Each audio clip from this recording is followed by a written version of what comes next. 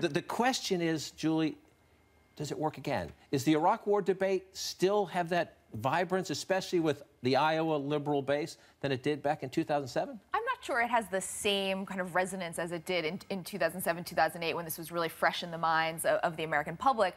I do think that it's interesting to see where Bernie takes this line of attack against her, because we are in a situation where we have conflicts in the Middle East and there's a lot of debate about what the country should be doing. And Clinton has been staking out a more hawkish position on military affairs than Barack Obama. And the country also is a little wary of that still. So if he tries to draw a line between her Iraq war vote and what she might want to do in Syria and Iraq, I think that could be effective. But he's got to make it a broader case, not just about how she voted several years ago. And it's clearly a strategy, though. He sent around an email where he brings up Iraq. Then he deals with it at a public event, not 3 weeks ago or 4 weeks ago, but on the eve of the debate, essentially saying, I want this to be an issue. I want this to be. And so Bernie Sanders says, you know, I did this, she did that, she can explain herself. But he also understands on that stage, he'll have Lincoln Chafee, he'll have Jim Webb, he'll have Martin O'Malley, who might be a little bit, he tees it up, and they might be more aggressive against her. Right. Don't forget the wild cards. That's what I've been saying before this debate. Who are those other three guys that will be on the stage?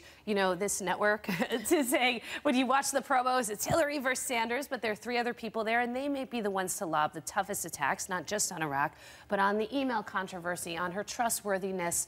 But in some ways, this debate really is Hillary Clinton versus Hillary Clinton, and a lot of it is her record now on issues like Iraq, where she said she finally, after many years, said she was sorry for that vote. But on other issues like trade, where she came out against TPP, trade deal she pushed as Secretary of State. On gay marriage, she's now in favor of it. She wasn't for her several decades in public office. So explaining why she shifted on these positions and how she is the best candidate in a Democratic Party base that's looking for someone who's going to really be the new liberal standard bearer after President Obama. It's not going to be an easy thing for her. It's not going to be an easy thing for her, in part, though, I think, because she has to decide how does she deal with Sanders. Does she think that he is just this moment, or does she think that he is, like Obama, a movement? Yeah. And the senator's been very careful about this. But he's beginning to get tougher, and that's what I'm really fascinated by. Listen to him here, where he says, "Look, I'm not a negative guy.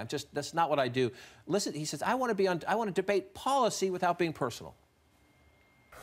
You are looking at a candidate who has run in many, many elections, who has never run a negative political ad in my life and hopes never to have to run one. And you're looking at a candidate who does not go about attacking people personally. I just don't do that. He just doesn't do that. But what he says is, here's my position on the minimum wage. Secretary Clinton seems to have come that way lately. Here's my position on this. She was once in the other place. So he questions her consistency, which is polite, but he's also making a point. And he doesn't necessarily need to do that, John, because he's going to expect some of the other folks on that debate stage to go after Hillary. I'm sure Martin O'Malley, for one, who has gotten no traction in the polls, will start to go after her in probably more direct ways than Bernie's been able to. Yeah, and part of what Bernie's strategy is that he knows that he has to pull away a lot of those Clinton supporters, and by attacking her directly, it could alienate him with those same base of supporters that he is trying to court. I tried to talk to Bernie this week about Hillary on TPP. I tossed him a softball, hoping that he would, take the pitch. But instead, he said, well, she's got to make her decision on TPP. This is before she announced, of course, that she opposed it and reversed her own position. And it was part of his strategy. He does not want to attack her. He wants to lay out his line of thinking and show a clear contrast and let voters decide themselves. It's a strategic move. And Bernie's strategy on stage shouldn't be to try to act more presidential. His strategy has to be Bernie Sanders.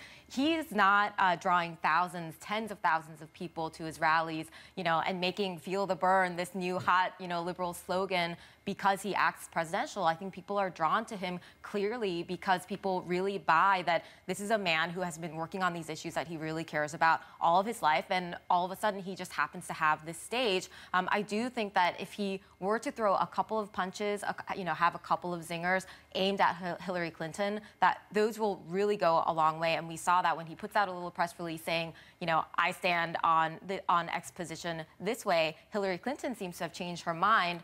Everyone pays attention. That's an attack. And John, I would add also, Bernie should also watch his own flank, because those same people that I was talking about, Martin O'Malley, he's going to probably come after Bernie, as he's done on the gun issue. I'm sure that's something that he's going to have to look out for.